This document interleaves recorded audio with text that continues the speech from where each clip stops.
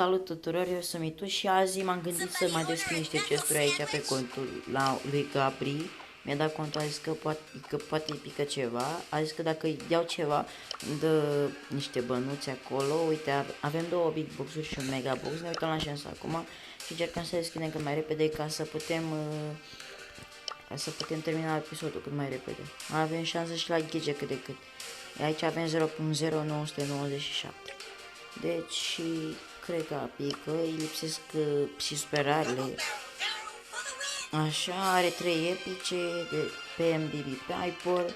Bine, hai să începem ca să nu lungim episodul. Primul Big Box sau cum îi spune, 100. Pică ceva? Deci, T-Bone Injector. Ne-a picat deja ceva. Frumos.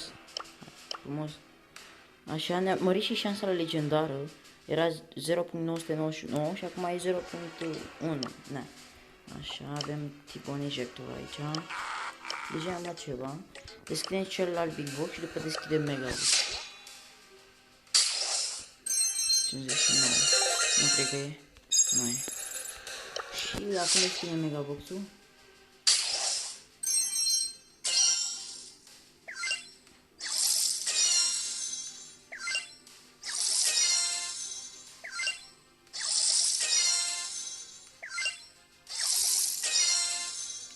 Și Camenica. Asta e. Măcar am reușit să-i luăm și noi un gadget la băiat. Măcar n-am intrat degeaba pe cont. Punctele astea, nu știu, le luăm pe un brawler care ar trebui, nu știu. Hai să le luăm pe Bibi, că tot avem aici. Misiuni, cred că are o grămadă. Că văd că e abia la 32. Ia să fim... What? What? Câte misiuni are? Oh my god. Bine băieți, asta a fost tot. Sper că în următorul episod poate ceva legendară. Wow, asta e legendară. Pică ceva legendară și sper că se poate întâmpla așa. Pentru cine vrea să îmi dea contul să-i deschid cutiile, uite, aici din 3 cutii a picat măcar un gadget, să nu zicem că am intrat degeaba și e bine. Ei bine, pa tuturor și să nu uitați de like, de subscribe, să apăsați pe clopoțel și să lăsați un comentariu dacă vă place.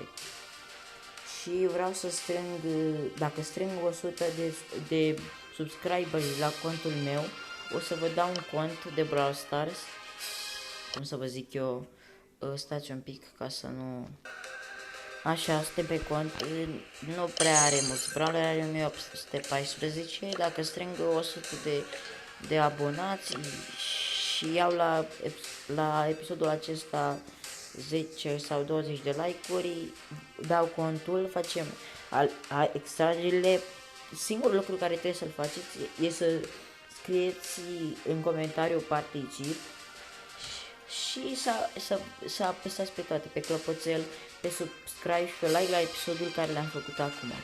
Ei bine, vă urez noroc și să vedem cine va câștiga. La revedere și eu am fost cu voi astăzi.